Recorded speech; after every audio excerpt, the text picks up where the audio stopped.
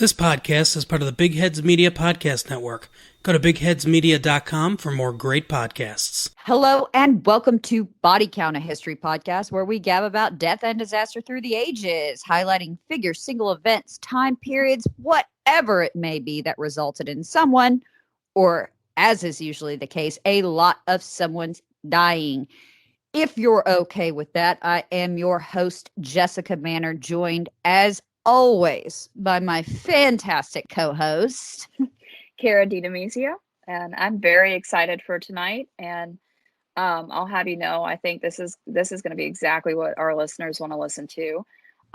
We have as far as I'm concerned, a brilliant historian and a writer with us tonight. Heather, would you like to tell us about first off your book, and number two, what we're going to explore, like where we're going to go into tonight? So my first book, Anna, Duchess of Cleves, the King's Beloved Sister, is about Henry VIII of England's fourth wife. She was originally from Germany, and it is the first book written and researched from the German perspective. So I did some work trawling the German archives, consulting German secondary sources, and so on and so forth. And it really exposed a lot more about what was actually going on, and I think it gives a very different perspective and perhaps a more logical perspective on the breakdown of the marriage. So that's me. My second book, Children of the House of Cleves, Anna and Her Siblings, comes out in early 2022. We don't have the exact date yet because unfortunately things have been pushed back because of what's happening in the world, but that is more of I suppose you could say it's more of a German history book because it focuses on what her siblings, her brother and her two sisters were doing in Germany during her lifetime and after she passed away. So in the course of researching for the first book, I was reading this primary source written by a priest who lived in the city of Duisburg, Germany. Duisburg was a merchant city on the Rhine River. It was part of the Duchy of Cleves, but it was actually about halfway between Cleves, the city of Cleves. So Cleves is a duchy and also a city, and the city of Düsseldorf, which was the capital of the Duchy of Jülich and Berg. While I was reading it, there were lots of events happening, like there was a flood this year, there was a horrible thunderstorm, these houses caught on fire, and some people died. These children died from plague. And then there was this random insert about all these women, I think it was something like 11 women, being burned for witchcraft. And I wanted to put that in the first book, but it was the kind of thing where it was interesting, but just didn't have a place. I'm like, this is weird. That would throw it off, right? Like, yeah, like instantly. It was so fun. Well, and I think as Americans, we're very aware of witch burnings and witch hunts because, of course, we have the history of the Salem witch hunts in our own country in the 1600s. And I suppose that I knew about witch hunts in other countries because, of course, they had to come from somewhere, but I never really thought about witch hunts in Germany. And so for my second book, I kind of wanted to explore this a little bit more. And I managed to get a hold of a couple secondary sources and, backtrack to the primary sources that they're citing that talk about this phenomenon of not only witches, but werewolves. So I'm here to talk to you today, as best I can, about witches and werewolves in 16th century Germany. I'm all on board this. This is the niche I didn't know I needed in my life, honestly. Because I think there's part of us that always is interested in stuff like that, right? Like I am, at least. Like you said, I'm aware to an extent that there were obviously witch trials outside of the United States, but my knowledge of them is very few and far between, with the exception of Scotland, and with Great Britain, with obviously James VI/1. That's about all I know. So I'm going in with a fresh mind here. And what about you, Jessica? Meanwhile, our listener base got very, very excited because one, we're talking about cultural history about which I know nothing. And so I'm always floored by it. Second, I love how blasé she is. Oh, and my second book comes out in the spring, and my second book. See, and that is extraordinarily researched. See, the thing that impressed me was the fact that she's like, oh, just the primary and secondary sources for 16th century. Like, before we start, how does one go about tracking down stuff like that from a practical point? Well, I'm glad you asked. So when I decided to write about Anna, this is a silly thing. I'm a German speaker. I always read her name as Anne of Cleves. And like, there's no way her name was Anne because that's not a German name. I figured out it was Anna. Not exactly rocket scientist, but there's always that spark that gets the mind going. And I thought that it was ridiculous that her whole life story was that Henry paid a boatload of money to bring her over, decided she was ugly, and dumped her. It made no sense. So I thought, you know what? I've got a bachelor's degree in German. I've got a Juris Doctorate. In theory, I know how to research and write and speak German. I'm going to write to the mayor of Cleves and ask for help.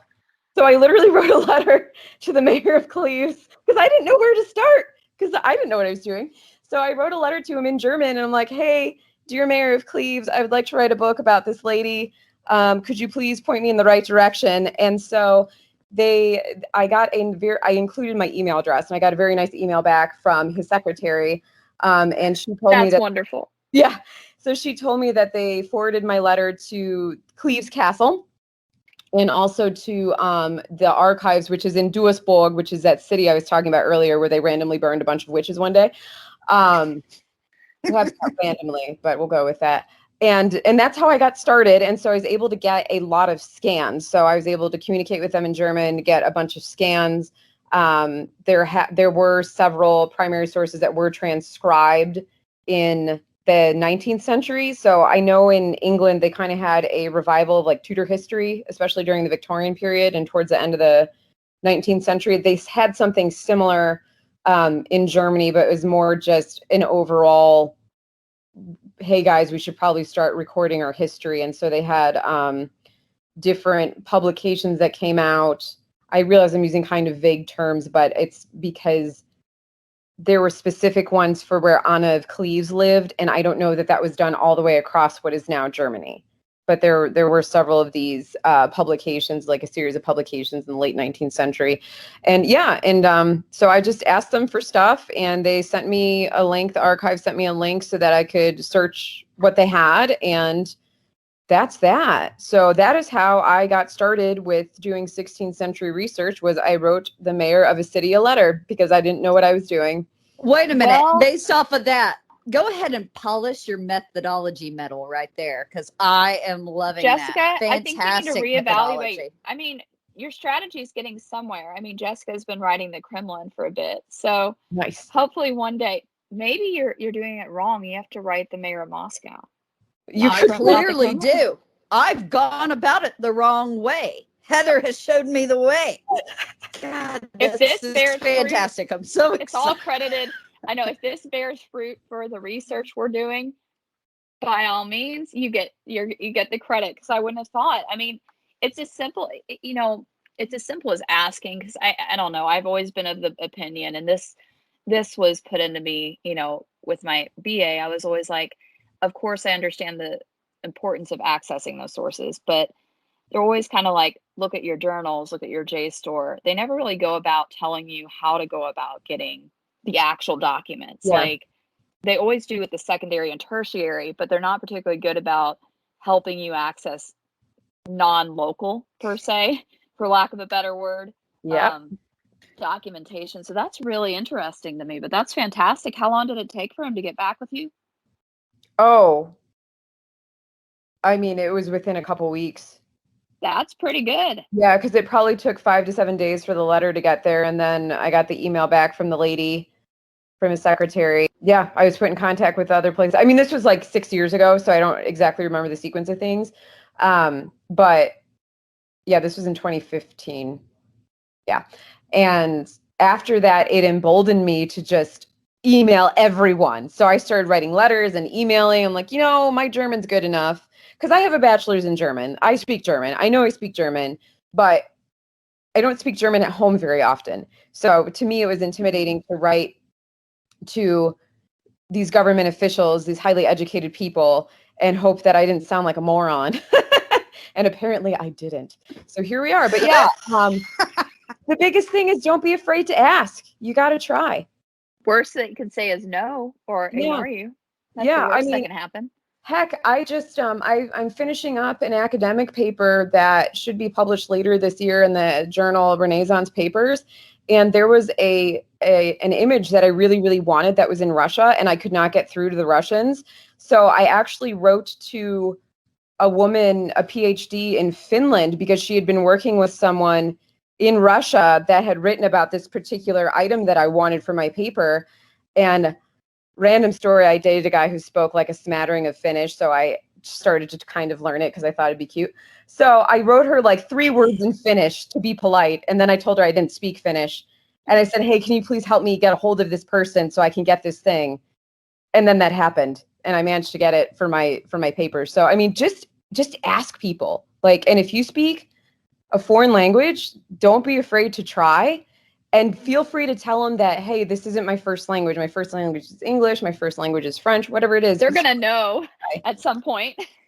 It will become readily apparent. Yeah. So I guess in the advice segment of this evening's program, just, the worst thing that can happen is someone can tell you no, or they can just passive aggressively not write you back.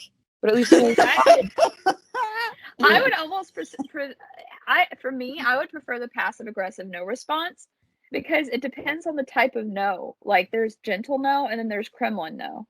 Right? Oh. I do enjoy Kremlin no, though. It's the most Russian thing that it. No. Just flat no. Appreciate you. If you want this, it's yours. But no. We're not doing that. I'm sorry I took us on a whole side quest, but man, I just had to know, because I was like, how does one do that? So no, I appreciate that. And yes, that is the best advice anyone researching anything could possibly know. Just ask. Don't be like me and be like sitting on your hands about something you would have been really interested in doing and pursuing for an MA. So I think it also specifically highlights sort of how unique Heather's book is. If you guys have not, we're going to plug it at the end. Don't you worry. And we'll show and we'll link to it too, dear reader. Yes. Or dear listener. Yes, dear listener. Like the paperback dropped in the U.S. on February 15th. So you can get the paperback. So it's available. Brand spanking new. Yep. And in the U.S. paperback, I think there's a few hardbacks left, and also as a Kindle. And then it's available in the U.K. in all 3 formats as well. Mm-hmm. Mm-hmm. So perfect. If you ladies don't mind, what I would like to do next is give our listeners a kind of an overview of what was going on in the United Duchies of Jülich, Cleves, and Berg before we start diving into the werewolves and witches. That sound all right? Oh, yes. We love context. All right. So we're going to start in the late 15th century, so like the 1490s. So in 1495 or 96, Anna of Cleves' parents become engaged. Her father is the heir to the Duchy of Cleves Mark, and her mother is the hereditary Duchess of Jülich and Berg, and she's an only child. What that means is that upon the marriage of her parents, her father then becomes the Duke of Jülich and Berg by right of the wife, through Maria being a hereditary duchess. And that's something, the concept of the hereditary duchess is fairly unique to kind of the more Germanic territories, I guess you could say. It's not something we really encounter in England, or at least not as overtly. So that's what that is. So at this point, you have a lot of fractured legal and judicial systems. These territories are all part of the Holy Roman Empire. There are, I want to say there's upwards of 200 different jurisdictions that are now part of Germany that were within the Holy Roman Empire, and there was no consolidated laws. So for example, the laws of Jülich and Berg would be developed differently from the laws of Cleves Mark. So we have that going on. 1510, her parents actually get married. And then by, I want to say, in 1513, Anna's grandpa, who was the Duke of Jülich and Berg, dies. So then her dad becomes the Duke of Jülich and Berg by his marriage to Anna's mother. Anna's born in 1515, for you Tudor nerds out there. And her birthday was June 28th of 1515, according to German primary sources. So erase the September date from your head. There's no basis for that.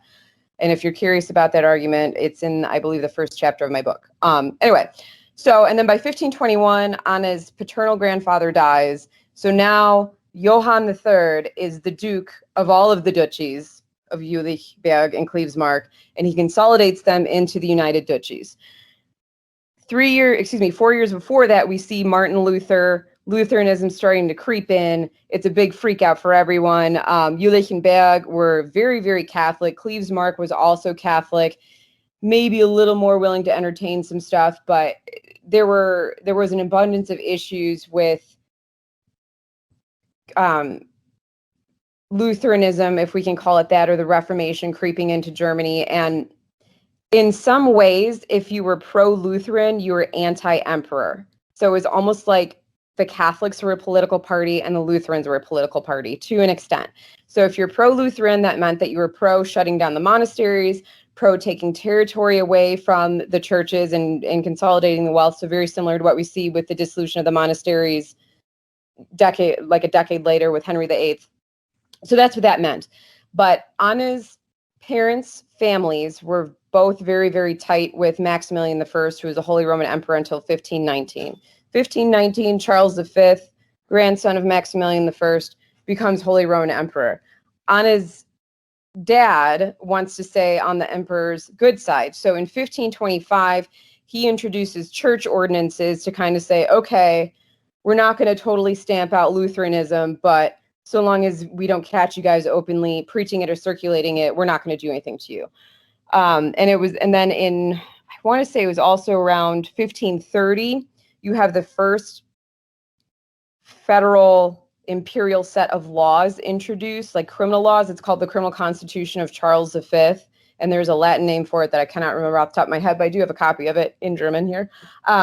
So that was an attempt at reforming and unifying the laws. And then you see these continuing reform attempts at unifying the laws happening throughout the United Duchies. So you might have, for example, in the city of Jülich, because much like Cleves, Jülich is both a city and a duchy, some of their laws might be underdeveloped in a certain area, whereas let's say in Cleves, they're overdeveloped. So it's trying to kind of consolidate everything and bring everything in line.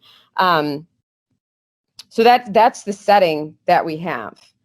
And then after Anna's dad dies in 1539, her younger brother, who's a bit of a hothead, becomes Duke of Cleves, decides that there's this piece of property he really wants to keep away from the emperor.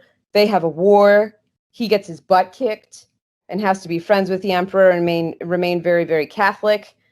And that kind of comes into play later on. So that is, in a nutshell, and as concisely as I can put it, what was happening in the United Duchies as far as legal systems and how things got done. Does all that make sense? Perfectly. Perfect. I mean, nailed it like Martin Luther. Carrie, you're muted. Before I get to the exciting bits, do you guys have any questions about what I was saying?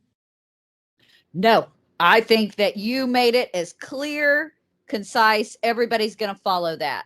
Okay. Freaking super pumped about it. I can't believe you got the Martin Luther joke before I got the Martin Luther joke. I'm very upset about this. And I was on mute, so I had a huge disadvantage. You did, but I knew it was coming out of your mouth too. So I'm glad we headed that off at the pass accidentally. So no, I think that's perfect. Everybody's going to understand from our audience exactly what is happening. So. Okay. All right. So part 2, ready? Ready. Okay. So now I want to talk about where all this witch madness came from. My understanding is that witches up through the medieval period were something that were talked about. There were weather witches, so witches that controlled the weather, and they would do things with love charms, but they weren't necessarily evil because it was kind of a pagan thing. So you might have a weather witch, maybe try and make the weather better. I think overall they would cause rainstorms. So if you had a torrential rainstorm and it drowned out the crops, that was probably a weather witch. When you get to, I believe, the 1200s with Thomas Aquinas, I could be a little wrong about that, but it's around the 1200s, and I believe it's Thomas Aquinas. You have the onset of scholasticism, which carries up through into the 1400s. So you start to see some more talk about witches and references to witches in the Bible. Then you get into the 1400s, and the word witch shows up for the very first time in a German text in Lucerne in Switzerland. So even today, parts of Switzerland are German speaking and other parts are French speaking. So this is a Germanic part of Switzerland. So the word witch shows up for the first time, I want to say like right around 1415, 1420. So that's where our starting point is. Then after that, it starts to get really kind of weird. This concept of witches and finding witches accelerates in Switzerland between, I want to say 1425 and about 1440. You see an increased agitation or just frenetic energy about witches and magicians and wizards and sorcerers, and then that becoming associated with them being servants of the devil. So you move from this pagan idea of weather witches who aren't necessarily tied in with an evil force. They're just, some are good, some are bad, to witches in Switzerland, or this concept of people who manipulate the world, shall we say, being tied in with the devil. And I want to say at around that time in the city of Valais, which I believe is spelled Valais. In German, it's Vallis, which is Wallis. I believe that's also in a Germanic part of Switzerland. 200 people in 18 months were burned for being witches in the mid 1400s. That was the first attempt at cleansing the area of witches. 200 men and women. That's a body count. That's sad. Yeah. Oh, it's crazy. And when you think about it, we have upwards of 8 billion people in our world right now. The world back then was a heck of a lot smaller. So you're talking about, 200 people could be an entire village. Feasibly, yeah. Just to put it in context. So by the middle of the 15th century, then, the witch trials were gaining steam in southwestern Germany as well. So places like Heidelberg, that's in southwestern Germany, and it has a very famous university there. And at this point, most of the convictions were over weather and love spells. So we were just talking a moment ago about how back during pagan times, there were weather witches and love spells, but it wasn't really a super evil thing. Well, now it's the mid 15th century, and this is a huge problem. By 1465 in Cologne, they started their witch trials, and Jülich-Kleefeberg, or the United Duchies, were part of, I believe it's the Archbishopric of Cologne. So now we're going to start focusing as much as possible on the Rhineland. Jülich-Kleefeberg is in what is known as, I think in English it's called North Rhine-Westphalia, Nordrhein-Westfalen, or just Westphalia. It's right, Cleves itself is on the border between, or excuse me, it's on the Rhine River, and across the Rhine River from there is the Netherlands. So that's kind of the area that we're looking at. But anyway, so in 1465, in the Archbishopric of Cologne, you start having witch trials. And by 1488, there was kind of a high point of women being accused of weather magic. And at this point, it was really, really hitting home that there was no kind of non-diabolical weather magic. So all weather magic was related to the devil. Weather magic caused things like a lightning strike that started something on fire. It could be ice that was really detrimental. It could be a drought. It could be a flood. It could really be any of these things that were seen as bad, because they're trying to explain the people of the time are trying to explain why bad things are happening in their world. Bad phenomenon. That makes sense. I mean, you see things, and I think throughout most of history, it's important to note, how did you explain weird phenomenon? How did you explain if you can't grow crops on a land after you and many generations have? Like, that makes sense to me, people trying to come up with different explanations for it, especially when you consider many people, especially then, would not have been literate. I would say the vast majority.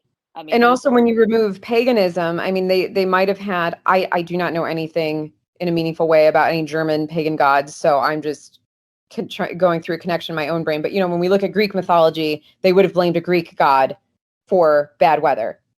When you remove the paganism and you need to explain why something bad's happening, oh well, it must be the devil, it must be witches. So it's this interesting blend, in my opinion, of an archaic tradition of these pagan weather witches with, okay, it's now for them at that point in time, our modern period, and we're very, very Christian, and all these bad things are happening. Obviously, it's the witches, and they've just joined hands with the devil. So I think it's interesting. And I think it's such a weird theological shift. I think that you have there this period of how do we transition from Christianity, from paganism, and we get that cross, right there. I think that's very interesting. That's a great point, actually. Well, and it's another point to be made that I think people want I think throughout history, people have a tendency, regardless of religion, to personify gods as almost in human form. So on the same token, if you believe your deity is that, why wouldn't you believe like in a polar opposite or other deities, depending on if you're monotheistic or polytheistic, right? So Mhm. it makes sense that they would kind of, make an image of these bad occurrences and naturally make it explainable to something they can conceptualize, right? They can Mhm. conceptualize bad people. They can conceptualize in their head what's evil. So no, it doesn't seem that unreasonable, I guess, in that way. Like if you break it down. In my head, I always call it the purge of the pagan, if you will, sort of, in a way, in this period in history. So, It- no, that's fantastic. That's super interesting. I never would have thought about that. So then going back to 1488 kind of being the high point of women being accused of weather magic, to put that in perspective with the United Duchies, Anna's grandpa, her paternal grandpa, was the Duke at this point, okay? So overall, we'll move forward now. I'm going to talk specifically about 1513 in Duisburg. There was a tremendous amount of witch burnings. They burned 11 women at one point, which to me, again, our cities were much smaller than they are now. Just an astronomical amount of women in one setting. That's one setting were burned. Were 11 these women were burned. were these I- young women? Do we know what's that? anything about do we know of the ages or anything for these women or I don't think so. Let me see if I can grab. So this is from the primary source. It's the Chronicle of Johann Wassenberg. And let me see if I've got it flagged. I have it right here. And I think he just mentioned, so Wassenberg was a priest, and I think he just kind of mentions, oh, and today all these witches were burned. That's just really like how, an aside? yeah, yeah, it was just, I don't know if give me just a second to see if I can find it. Oh, here we go. Here's a great woodcut. Unfortunately, our listeners can't see this, but it's called the Hexenverbrennungen, which is a woodcut of the witch burnings, and it shows 3 women, one of them being taken away by the devil, actually being burned with a couple men stoking the fire. So, Ooh, and let's see if it's. that's gruesome. That's even like worse than when I picture, right? Like you picture them just already like, I guess, tied to something, but that looks. All right, here we go. It says this is in 1513. In the same year, many witches were burned. Some from Walsum were burned. At least 2. And then later, another 6 witches from Walsum were burned. So that's from November 5th of 1513, November 19th of 1513, on St. Elizabeth's Day, there was a witch burning in Ruhrort. The woman was from that town. And then on February 8th of 1514, there was another witch that was burned, and she came from Vonheim. So I was a little mistaken. It wasn't 11 in one day, but 11 within, 3 months? That's a short, I mean, that's still a short period of time, regardless of the age of the women, right? Because, I mean, women played, how do I put it, economically a huge role Yep. during this time period. I mean, obviously, bearing children is most stereotypically what the thing is, but older women too, if they live to be of an age, which to be said, the life expectancy would have been many years younger than what we think of it today.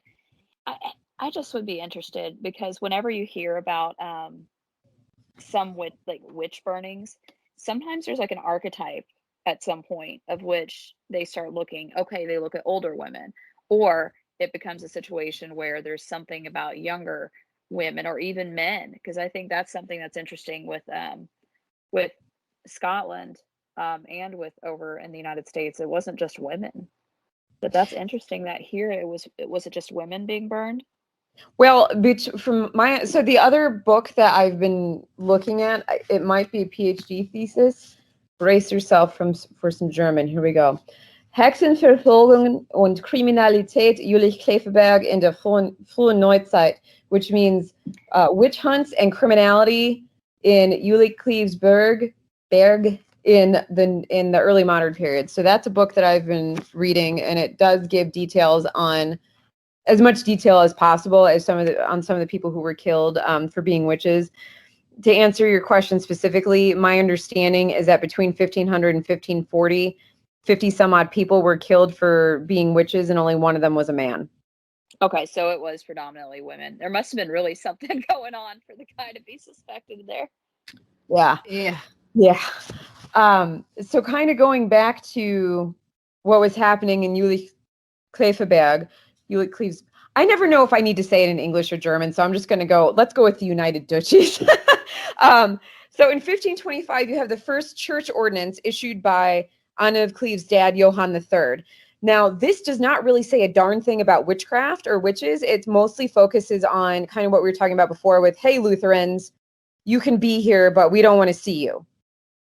And if you get caught doing Lutheran stuff, you're in trouble. So that's pretty much what that says.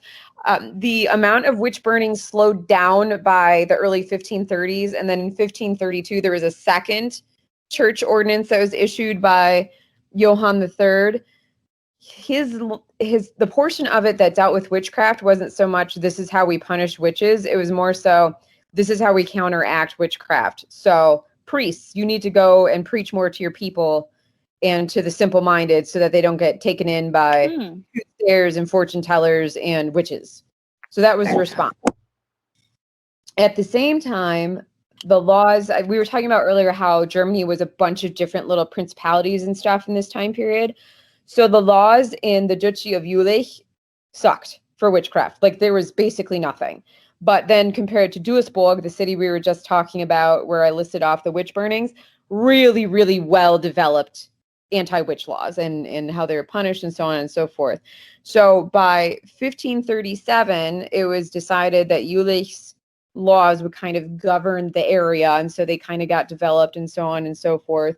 The other thing that they were trying to do was bring the laws of the United Duchies more into the witch laws more in tune with the imperial criminal laws that I had mentioned that Charles V had passed that criminal constitution in about 1530. So they were trying to kind of unify everything to make it easier, I guess you could say. So like we were talking about, it was mostly women who were accused of witchcraft. It seemed like there were a few basic things which could guarantee that you'd be accused of witchcraft. So there was the weather magic. We still have the weather magic issue. Selling charms of any type. So it started off as being love charms, and now it was really any kind of charm. Unexplained murders could have you be accused of witchcraft. Unexplained illnesses, such as a stroke. So, for example, there was a woman who I believe went to a carpenter to complain about a poor job that he had done. And she left. And when the man's wife found him, he was kind of had his head tilted to one side in an unnatural way, and the left half of his body was dead, they thought. So to us today, we might recognize that as a stroke. But to the wife of the poor carpenter, clearly the woman who came to complain was a witch, and she was burned. Oh, no. Oh, God. That's sad. So one of the funnier ones was there was a woman who was accused of being a witch for making a shirt for a guy. She thought it'd be nice to make him a shirt, and Was apparently, it a bad shirt? I don't know. I wish there's no picture of it. I wish they would have written it down, but no, she's accused of making him a shirt. And so the only thing I can conceive of is that was taken as some sort of love charm. I don't know, but she was not convicted. So I should say that not every person in this time period in this area of Germany who was accused of being a witch was convicted of being a witch.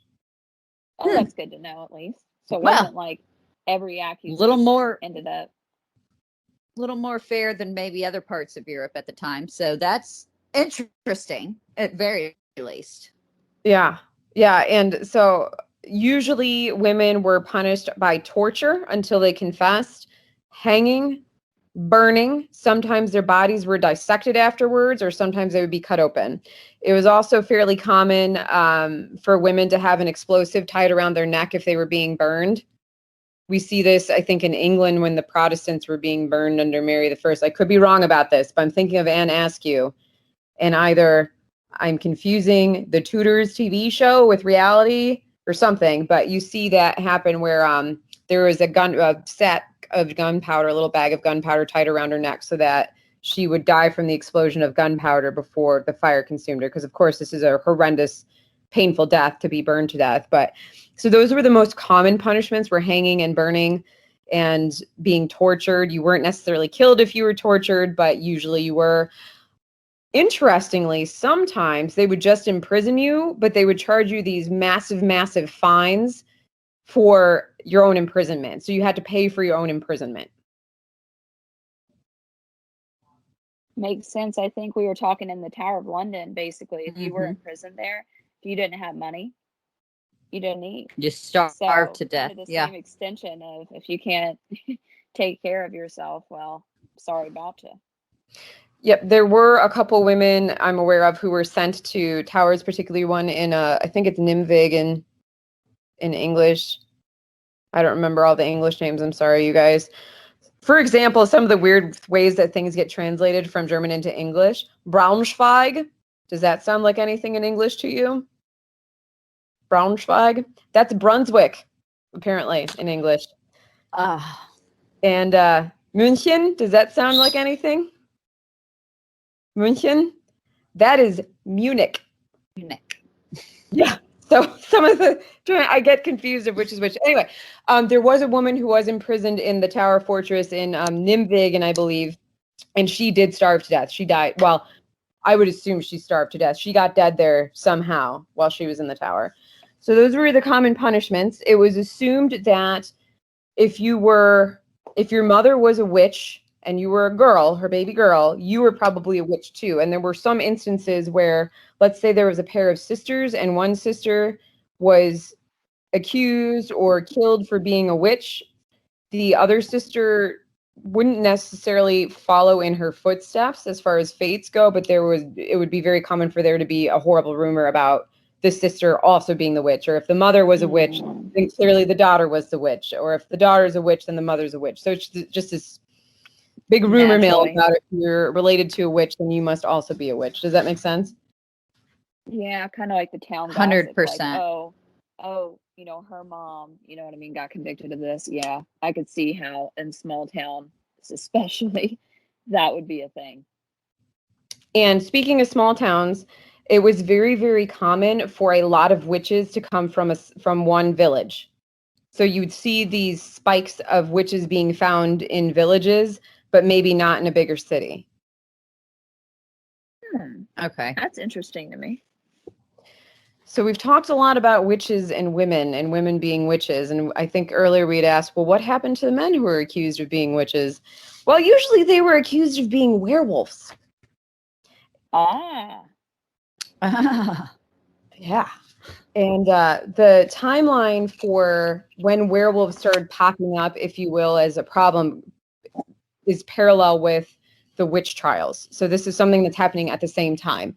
The trials took off in Switzerland. Usually it were the people who were most often accused of being werewolves were male shepherds. And usually the werewolf trials took places in areas where they were plagued by wolves. So you actually see a lot more werewolf trials in France, is my understanding, than you do in Germany. But it's still really interesting to talk about because one of the most heinous werewolf stories does come from Germany. We'll get to that in a minute. There aren't any actual records of people transforming into wolves. They're just accused of being a werewolf with some tangential stuff. It's not, oh, we saw this person turn into a werewolf. Does that make sense? Yeah, it's just we just think he's this. It wasn't like they saw him in the act. It was more circumspect, if that makes sense. Yeah, kind of. So the first werewolf trials happened, again, like I said, in Switzerland in the early 15th century, and they kind of spread, is my understanding, to Germany the same way that the witch trials spread to Germany.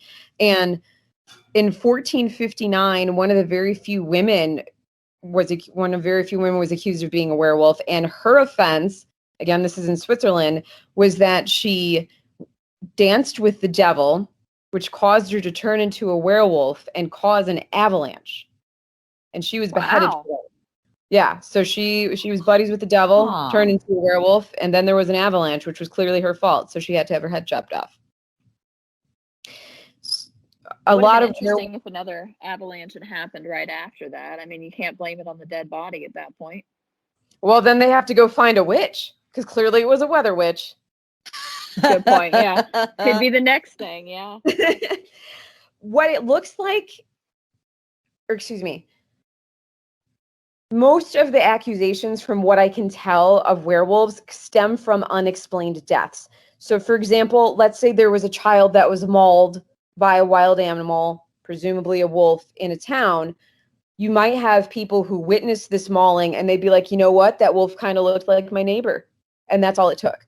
And you'd also have unexplained, like if somebody died unexplained and was mangled in the woods outside the village, it wasn't actual wolves. Clearly it was werewolves. The other thing that I see, or the pattern that I'm picking up on, is that werewolves were more often guilty of sexual crimes. So crimes of rape, crimes of taking indecent liberties with children, we'll say, and things along those lines. So whereas with the witches, it's like this pattern of trying to control their environments, with werewolves, it seems almost more like sexual and violent crimes. So going back to how somebody could get dead for being a werewolf, again, like I was saying, if you have your witness seeing a child being mauled to death by a wild animal, and then the witnesses are like, hey, authorities, this looks like my neighbor, then the neighbor would be arrested, the neighbor would be tortured, and then at a certain point would usually confess to being a werewolf because they're being tortured, and then they would be killed. So the most famous example of a werewolf in Germany, I believe his name was Peter Stube, or Peter Stubby, or Stubby is what it would look like in English. And he was accused of being a werewolf and engaging in a pattern of conduct over a period of 25 years that included raping women, murdering children, committing incest, and also taking indecent liberties with children. And he was tortured after he was found out, and he was killed. So what's curious about this is he said that the devil had given him a belt. So he had a devil belt or wolf belt. And he said that that's what gave him the power to turn into a werewolf. But he never actually produced the belt. So this guy's accused of all these heinous crimes. And frankly, I don't know if he did actually commit any of these crimes, but all these crimes were pegged on him. And he was tortured. And he said, yeah, the devil gave me a belt so I could turn into a werewolf. And that was enough to get him dead. But what's interesting about this particular guy is that there's a slang term for werewolf in this particular area of Germany called a Stups, which could be related to Peter Stube. And that is what I have on werewolf. Oh, no, wait, that's not all I have. Okay. Part 3. We're going to go back to witches for a moment. So we're talking a little bit about Anne of Cleves and her family and witches. So the witch prosecutions kind of chill out after Anna's brother Wilhelm becomes the Duke of Cleves in early 1539. A lot of that had to do with the fact that he was fighting the Holy Roman Emperor and getting his butt kicked. And then their sister Sibylla and Sibylla's husband was fighting the Holy Roman Emperor. They got their butts kicked. So there's lots of wars and bad stuff happening to the Fondamac family in the 1540s. By the 1550s, it's still kind of in the background, but you're seeing a lot of efforts at reconstruction and trying to the empire trying to figure out what to do with the Protestants, how to live side by side with them. By the late 1550s, Ferdinand, Charles V's brother, becomes Ferdinand I, Holy Roman Emperor. He's buddies with Wilhelm, kind of leaves Wilhelm alone. Wilhelm is married to one of Charles V's nieces and just doesn't really care a whole lot about witches. In the late 1550s, Wilhelm winds up having a series of strokes, and he survives these. He actually lives until 1592. He outlived all of his siblings. Damn. Yeah, he lived Wow. until the 70s. So he just doesn't really care. Then by the 1580s or so, this is right around the time that you see the Dutch revolt. And we had talked about how Cleves is like right on the modern border between Germany and the Netherlands. It's right across the Rhine River. Philip II of Spain at this point was the Lord of the Netherlands, and he moved a lot of his troops through the United Duchies. And he didn't necessarily have the direct help of Wilhelm, but Wilhelm didn't do anything to fight him or hinder him. You see this uptick with like the Inquisition and all that good stuff happening in the Netherlands by the 1580s, trying to stamp out the Protestants. So then you start seeing an uptick in witchcraft, witch trials, this, that, and the other thing in the United Duchies. Then things get really, really weird. So Wilhelm had 6 children. He had 4 daughters and 2 sons. The eldest son, Karl Friedrich, would have been the perfect successor. This is very much an Arthur Tudor, Henry VIII story. Yeah. Mm-hmm. Perfect Catholic prince. And Wilhelm on paper is Catholic. When he got his butt kicked by the emperor, he agreed to raise his sons as Catholics so that the rulers of the United Duchies would continue to be pro-imperial, pro-Catholic. So when Karl Friedrich is about 20 years old, which is in right around 1574, I want to say, he goes to the imperial court in Vienna, and then he goes to Rome, and he is stricken with smallpox, and he dies, and his tomb is in Rome.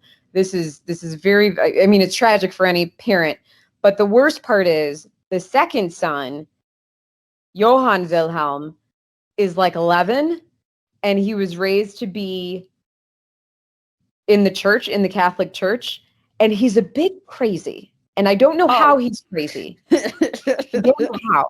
He was very, very obsessed with Catholicism and stamping out Protestants. Oh no. So I don't know what exactly was wrong with him. A lot of people like to say, oh, well, he was a great grandson of Juana of Castile. Okay, cool, but that doesn't really tell us anything. That doesn't solve the problem here. Mm-mm. So Johann Wilhelm is a bit off.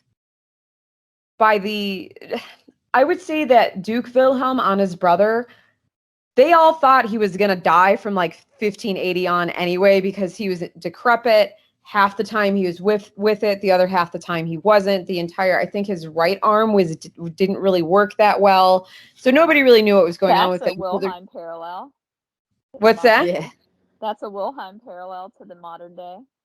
Same Wilhelm name. the First had the deformed arm, Oh. so to speak. Yeah, Yeah. that's right. So,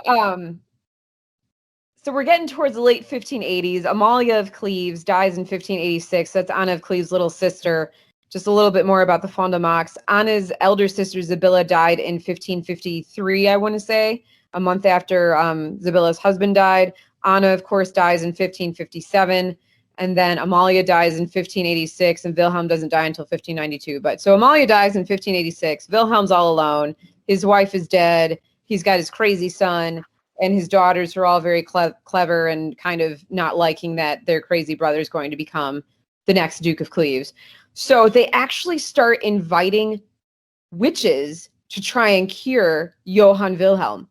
And this becomes a major, major theme after Johann Wilhelm becomes the Duke. So by the late 1590s to the early 1600s, the Cleves court is actively consulting witches and wizards to see if they can, air quote, fix Johann Wilhelm, which I thought was a very strange turn of events. So you go from like this massive campaign of witch burning and finding werewolves to, you know what, maybe witches can fix this guy. You know, you've come full circle. They've ran out of options. Yeah. Because praying didn't work. They tried that for a long time, They and did not pray the crazy away here. no, And the crazy's not lessening. Yeah. no, and they gave him. Can we go down the rabbit hole about Johann Wilhelm a little bit? Yes. Mhm. Okay, there will be a lot more Absolutely. about him. Okay, there will be more about him in my second book, Children of the House of Cleves, because the Fond du Mac dynasty kind of dies out after he passes away, or at least the direct male line. But so Johann Wilhelm is married twice. The first woman he married was Jacobea von Baden, or Jacob. I don't know. I think her name would be Jacqueline in English, but we're going to go with Jacobea because I think that sounds way prettier. So Jacobea von Baden, was a Jesuit. Nobody really liked her. And the advice, because Johann Wilhelm was crazy, was, hey, Johann Wilhelm, so you don't go insane, don't have too much sex with your wife. That was the advice before they started consulting witches. So this should give you a great idea of how medical treatment worked in late 16th century United Duchies. So to continue down the Johann Wilhelm rabbit hole, his wife Jacobea gets murdered, I think right around 1600. And it's suspected that Johann Wilhelm's sister, also named Sibylla, had her murdered. So it's really kind of crazy. Oh. But so she doesn't have any kids. And then he marries second wife, who I'm trying to remember if she was a descendant of Christina of Denmark. She was a lady from Lorraine, the Duchy of Lorraine. And fun fact, Christina of Denmark, who is known to Tudor fans as the lady who refused to marry Henry VIII, but said that if she had two heads, she would give one to the King of England. She had originally been intended for Wilhelm for quite some time, and she wound up marrying the man who Anna was originally supposed to marry. Fun fact. But so Johann Wilhelm marries a lady from Lorraine. They also don't have children, but it's at this point after the second marriage that it's becoming very obvious that the Duchy of or the United Duchies are going to be in some trouble if Johann Wilhelm doesn't have any children. So they're really, really doing all this crazy stuff to this poor guy. They're starving him. And this is all on advice of witches and doctors. They're starving him. They're overfeeding him. They're keeping him in the dark. They're keeping him awake. They're keeping him hot. They're keeping him cold. And eventually, big surprise, none of the witchcraft in the world could save poor Johann Wilhelm. And he dies in 1609 without any legitimate issue, at least that we know of. And later on, that winds up sparking the 30 Years' War. So that's my tangent about Johann Wilhelm. But again, it's just crazy to me how this witchcraft idea starts in Germanic Switzerland in the early 1400s, and then it just takes off. It seems to me as this main way to explain natural negative phenomena, if you will, and that, okay, maybe men aren't usually accused of being witches, but by Jove, they're werewolves and they commit sexual crimes and murder people. It's just really, really interesting. And then at the end of kind of the mania, it gets to a point where, well, our hereditary prince of the United Duchies is nuts and the doctors haven't fixed him and the church hasn't fixed him. So let's ask the witches what they think. And that is what I know about witches and werewolves in the United Duchies and Germany, kind of generally, in the 16th century. That was fantastic. I loved it. You sold the book to us. So Yeah. that was an audition. No, I'm just kidding. But no, if you were like having to sell like publishing, we'd be like all on board this. It's interesting because as you pointed out, with the vast majority of like werewolves being men and vice versa with women being witches in this particular region during this time, it's an interesting class study. And I guess what people archetype gender roles to be. And I mean, it's like with anything, in the sense of, I think there were true crimes happening, but to explain them, they had to come up with something unreal because the truth was, yes, rape was happening, unfortunately. Sexual violence was happening, murder was happening. Serial murder in many of these places. And I think the idea to conceptualize, like, if you're a person that is illiterate in a village in the duchy at this time, and you don't have any explanation, and you can't even read scripture for yourself because you're told what to believe, essentially. And even if you're more under the, I guess, Lutheran interpretation, you're still kind of like, what's going on here?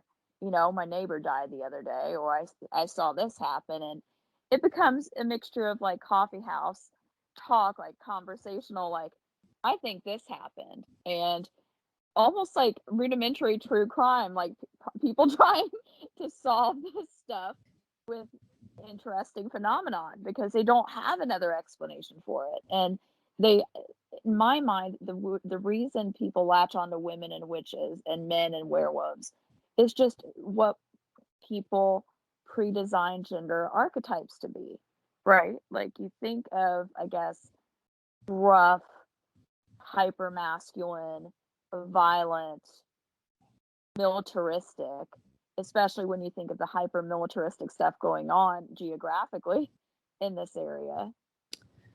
Well, and as what far I as think is also, oh, I'm sorry, go ahead. Sorry, no. I was just going to add what I think is interesting is, yes, you put that down to classes, but then we see with our last study here that aristocratic families, which, at very least, they have an idea about Lutheranism, they have an idea about Catholicism. You could argue that's pretty well educated for the day, even among the women, but how quickly, when things aren't answerable from a monotheistic view, which is still relatively new in all of human history, how quickly they go back to those pagan practices and beliefs, which I also find fascinating. Another interesting thing that was happening at this time is, so at the beginning of the 16th century, yes, there were more people who were illiterate, but by the middle of the 16th century, the literacy rate absolutely skyrocketed. That's and some of that, Yeah, well, that's where all these woodcuts come from. So you'll see a lot of German woodcuts, and it's because they were printing these pamphlets. And my understanding is part of what pushed this forward was the Reformation. And fun fact, again, for you Tudor history nerds, there was the Henry VIII had written the Defense of the Seven Sacraments, and for that he was awarded the title of the Defensor in the early 1800s.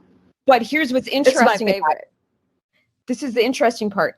It was mostly circulated in Germany and almost not circulated at all in England. And so by the early 1520s, there's this real interest in what was happening in England, because Henry and his, at the time, pro-Catholic theologians are beaten up on Martin Luther, and all that's getting printed and circulated in Germany. Yeah. So going back to kind of this concept of gossiping and literacy and things like that, by the time you get to the middle of the 16th century, there's a lot of literature. There are a lot of literate people. Some other fun things that were going on. Of course, a lot of the monasteries and abbeys were shut down, and there's literally like this whole chunk of literature. That was a really poorly constructed sentence. Literally, there was literature. Well, of course. I want to say it was called, what is it in English? Like Houseman's Guide, like how to be the man of the house, because all these priests were getting kicked and monks were getting kicked out of their establishments, and they had to go get married, and they didn't know how to be a husband. They had no idea. They didn't know how to run a house. So I think at the beginning of the 16th century, yeah, it seems like, or maybe the beginning of the 15th through the end of the 15th century, it's this, hey, how do we explain these weird natural phenomena? And then when you get to the middle of the 16th century, what could be happening, because there are all of these pamphlets and these woodcuts of these witch burnings and what they're accused of, and it's like a tabloid, basically. It might become a bit more gossip based, which sounds like you guys are saying is kind of how true crime got started as well. And it makes sense if you're seeing, yeah. And if you're seeing the same woman show up when weird things are happening, and I can see how somebody without the abundance of resources that we have today might say, oh, this weird stuff keeps happening. Ladies around, I think she's a witch. Or like our friend who was accused of doing bad things to that carpenter. Oh, this lady is a woman and was mad at this guy, and then a bad thing happened to him after she left. She must be a witch. So I'm going to make a bold claim and say I think Germany might be the home of true crime, especially true crime how we see it now. We see this weird boom interest in true crime in the Weimar Republic, right before Nazism really takes hold. And then we have this parallel here. So I think it's very, very interesting that there have always been this sort of gossip mill, this interest in what essentially is a true crime-esque sort of thing here. I would take that further still, though, and link it way back into the time frame we're talking in, that because of it being so, I'm not disregarding your point, but I want to just say I think I'm saying I love you. Well, it's interesting. I think the advantage of this region being small principalities is that it would have made everything like that, right? Like you have smaller regions, so it's not a collectivized, unified country, nation state, in essence, like what we think of it in a modern context, right?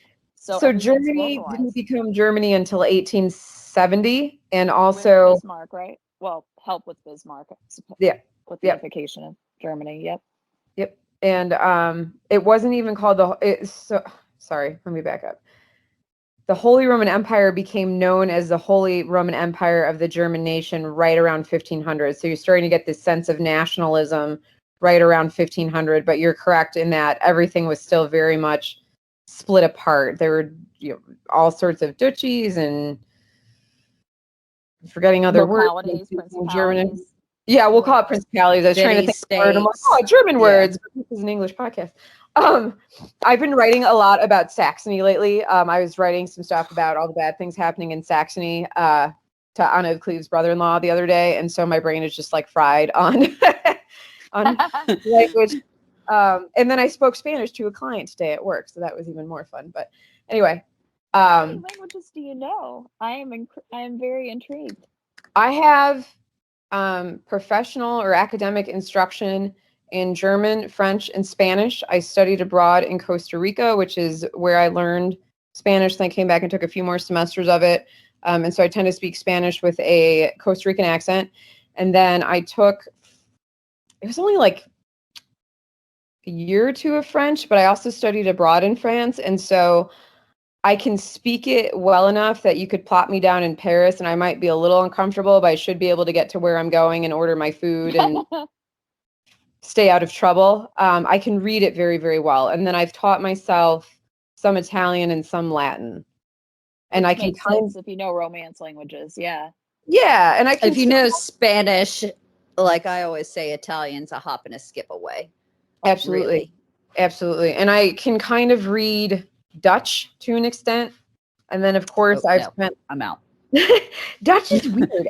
Dutch, I'm out. I'm out. German's one thing. Dutch, God bless you. That's incredible. Because It's hard. And then of course, my favorite thing to do is there's a research library not far from where I live, and they have a bunch of Martin Luther's sermons written in 16th century Saxon German. And so I like to go there and practice reading 16th century Saxon German. And then Anna of Cleves' dad spoke a form of German that was somewhat closer to Dutch. So I've got a good handle on that. I'm just impressed that's what you do. Like, like I'm just picturing you unwinding after a day of Zoom calls or what have you, and just like, I need to read some 16th century stuff right now. That's exactly naturally, that's what one does when one slips I on love one's that, bathroom. One reads a little 16th century German. Oh yeah. That's brilliant. I mean, if one can do that, then I would absolutely do that.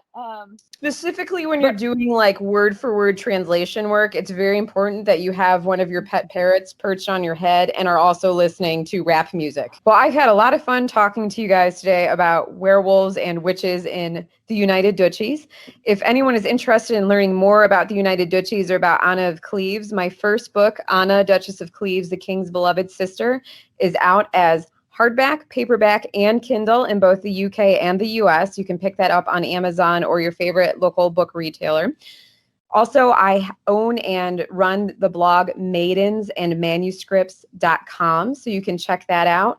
And I also wanted to tell you guys that my second book, Children of the House of Cleves, Anna and Her Siblings, should be released early next year. I think it's going to come out in May of 2022.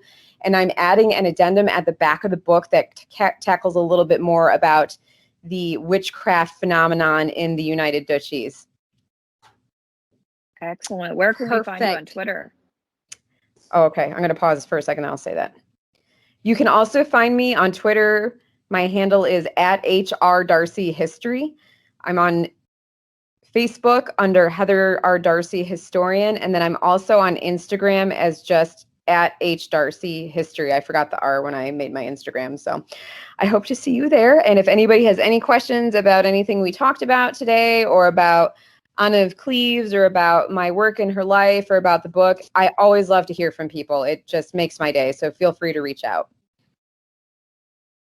Excellent. Oh my God, what a perfect plug, man. So Kara, where do we find you? And you talk about your project as well, please. Okay, so there's me.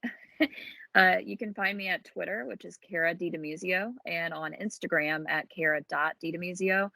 I don't really use Facebook, so please don't lurk, guys, on Facebook, but I'm primarily on Twitter is my social media of choice, so to speak. And the other page I run is Time Travel Talks, which I'm pretty excited.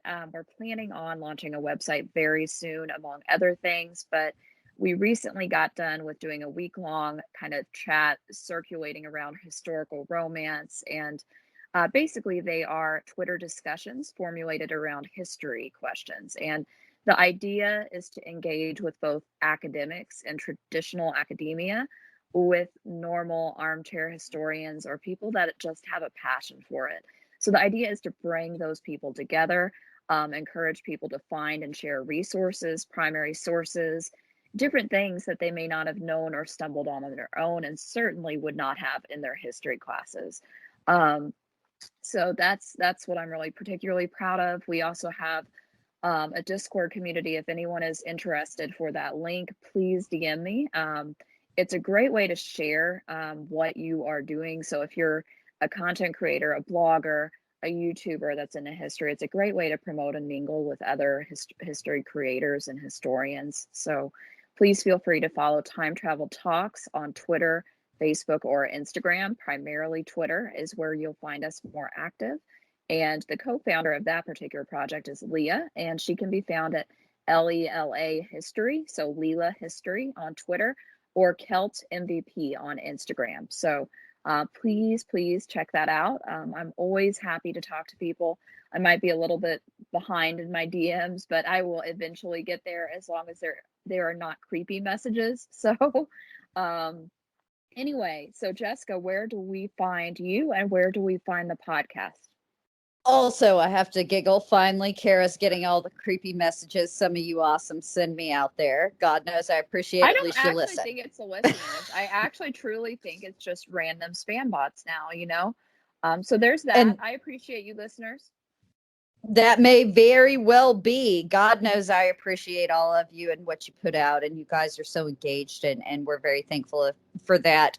Also, not only is Time Travel Talks for armchair historians, if you've got a question or you're the least bit interested, which a lot of people that listen to the show as well, this is something you can follow and you can get basic information and really get keyed in, and maybe, you know, you have links, you have plugs that are going to take you to a place if you just want to learn more, something you don't know about. I think it's incredibly engaging, and it's something that I encourage all of our listeners, if you do not currently follow Time Travel Talks, definitely do that. That being said, please follow the show at Body Count Pod on Instagram, Twitter, and Facebook. We are obviously most active on Twitter. We're trying to get better on other platforms. You can also listen to the show as well as follow it at bodycounthistorypod.com. As you guys know, we're going to be launching our new website soon for that. That being said, also, we're going to be doing... Hold on. I wanted to ask something before you tell the listeners your dear plans. So what I'm curious about, Heather, what do you listen to? Like what podcasts, like what books do you like to listen to, or what websites do you lurk for your history knowledge, besides obviously contacting your primary, secondary source material? I'm very boring this way. I don't actually listen to any history podcasts. Oh, we're going to change that? No, just I kidding. don't. So when I'm driving to work in the morning, I frequently listen to German radio so I can get an idea of what's going on. And then when I'm driving home, I listen to an assortment of rap music and 90s alternative music. And then as far as books go, I'm still finishing up my master's degree. Plus I'm writing my second book. And I just finished writing an academic article. So a lot of my reading is dedicated to reading, random German history books. They're not random. They have to do with Anna of Cleves. No, but that's cool books. though. Primary sources, my academic paper had to do with Queen Elizabeth and Mary Queen of Scots. So I was reading a lot about them. And then I guess, you know what? I am rereading Voltaire's Candide. I really like some early 19th century. I realize he was more like 18th century, but I really love early 19th century French literature that to me is kind of satirical. Oh, my friend Emily is gonna be so happy. She what she does is she translates for practically a living, but she also has an equal love for early 19th century and early late 18th century stuff. So that's Jessica. She's gonna love you. Yeah, Emily's gonna love you. I did read oh God, what is it? I can't remember her name now.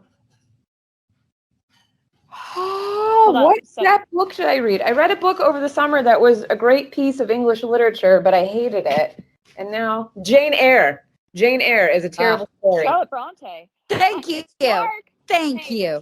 There's a sequel to it. Why it's Herbasso Sea, no, it's not by Charlotte Bronte. It's a take on what happened to Rochester storing his wife in the attic and then that catching on fire. So it gives you some backstory to his probably one of the weirdest leading men in all of literature, in my opinion. Yeah. He's not even cool weird. He's like, I would think he was a werewolf weird.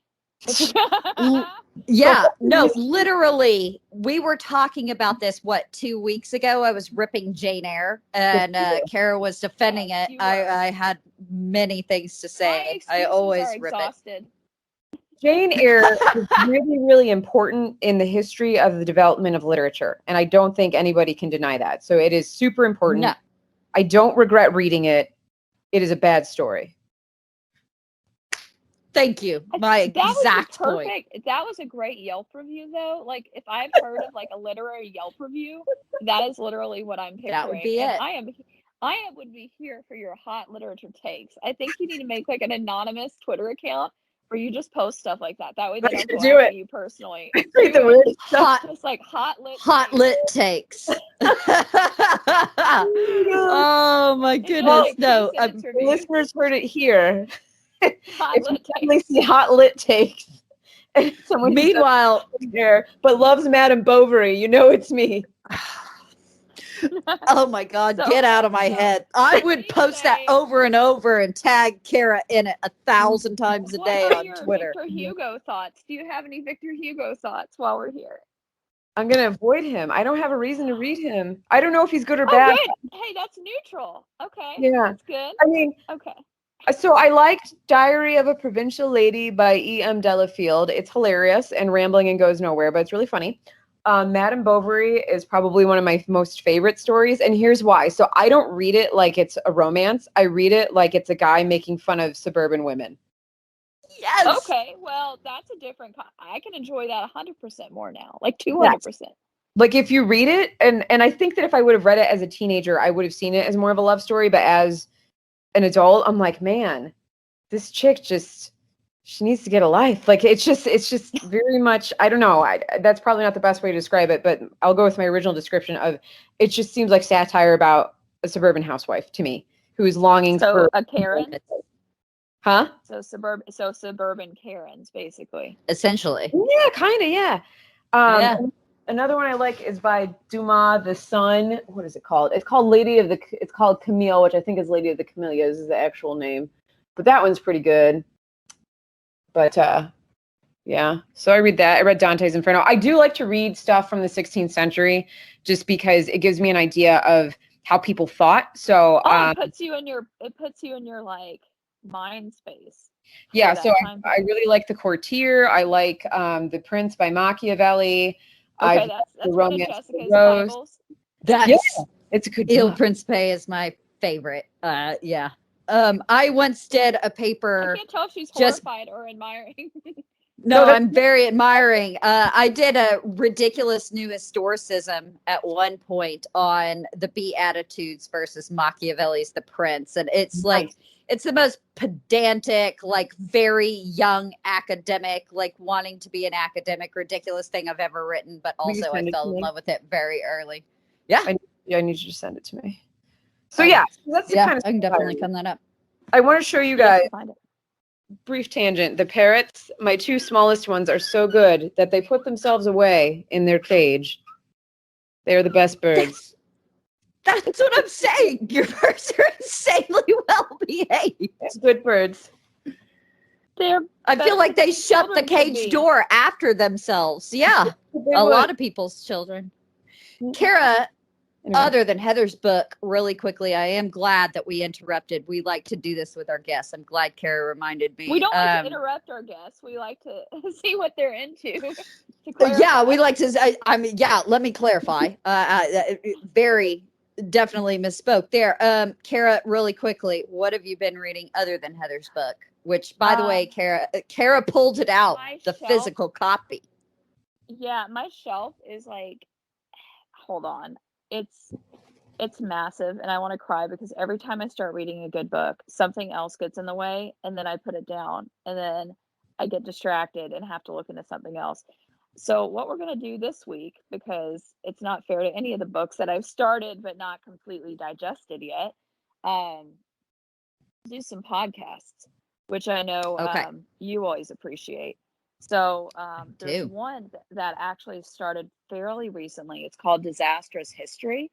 And what I like about it is it talks about history from the lens of like the Great Fire, for example. And actually, the gentleman that created it, he joined the Time Travel Talks Discord, and he was talking about the reason he was interested is he actually studied. So his career is putting out fires. So he studied like in school that. So he's actually, I guess, I don't even know what the term for it, but he went to school to learn about like arson and to learn how to professionally like handle and equip like Fire I don't know, put science? out yeah. I think And it's I just was called like, fire science. I Yeah. think it is, but I'm like making it out to be different. But yeah, I was just mind blown. And that was such a niche. I've never heard history looked at in that particular way on a podcast. So that's been something I've been definitely enjoying, especially when I'm like doing emails at work, because that's usually when I catch up on stuff. I think a history of Italy is a treat for anyone that wants to like have like 15 to 20-minute bite-sized Italian history. It starts like after the fall of the Western Roman Empire, but it's fantastic. Mike's good. He's so funny and so enigmatic. He's hilarious in such a unique way that has subtle humor. I jump around. He has it. It starts chronological, but I'm really enjoying like his like early modern stuff right now. So 16th century, 15th century, the Italian city states and everything associated has been fun. It always makes a work day interesting when you have Italian history and Italian drama blaring in the background. So those will be my two for this week. Like I said, this has been a week of chaos and winter storms. So what about you, Jessica? Amen. Because it's been a week of chaos. It's been 2 weeks of chaos, actually, for a number of reasons for Kara and I. So I've been reading and rereading a lot of Camus recently. So I've just The been running Stranger? around. I've been running around a little tipsy in my house, screaming things like "I am the absurdist hero" at my husband. He's really gotten into the deep weird with me You this need to week go back to because Kafka. Can you please go back to Kafka? Or yeah, even it's go back probably into your best Russian for go back all to of your us if Russian I go literature. back. Oh, yeah, Yes, that's the other thing. I need to just go back to Notes from the Underground and reread it 3 times again. So I'll stop being a little weird around my house. History of the Inca is the podcast that I've also Yes. kind of re-listened to And that they I'm just very, very released a into. Spanish. So they're going to be releasing all of their episodes in Spanish, which is really cool. I don't think I've ever seen a history podcast actually do this in more than one language that I'm aware of, but that's awesome. Nick's fantastic. Anyone that's interested in Incan or um, any kind of, because he starts pre-Incan, he talks about the other indigenous cultures, but please give that a listen. It's in English and now going to be in Spanish as well. So It's pre-colonial Latin America, which is, as we that's all your know, my MA. Yeah. jam. And the reason I'll never talk about it because I'm obviously not objective. So that being said, we've covered what we're listening. We've covered what we're reading. It's been fantastic. Heather's been a fantastic guest. Just to plug back in again, bodycounthistorypod.com. We're going to have some Patreon content coming at you soon. So that's going to be patreon.com/bodycount. I think that I have hit all of our major highlights where you can find, follow, et cetera, et cetera. You can find me, Jessica Manor, at Jessica B as in Bravo. Manor like the house, not the behavior. Jessica B Manor on Twitter and Instagram. So that is going to do it for us this week. Again, cannot reiterate, Heather's the most fantastic guest in the Seriously, world. thank you. All of you. It was fun. Yeah. All of you that listen and have a podcast, Booker, you will not be sorry. It's amazing. I have like a bunch of DMs now, but seriously, I hope she does in that case. I'm happy to. I love doing podcasts. I think it's fun. It's a great way for me to meet people and talk about, in some instances, talk about the weird things I trip across when I'm researching Anne of Cleves and her family.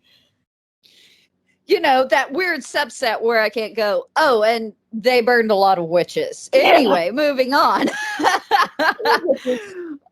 It was fantastic. Again, massive thank you. We appreciate you coming on. And that's going to do it for us.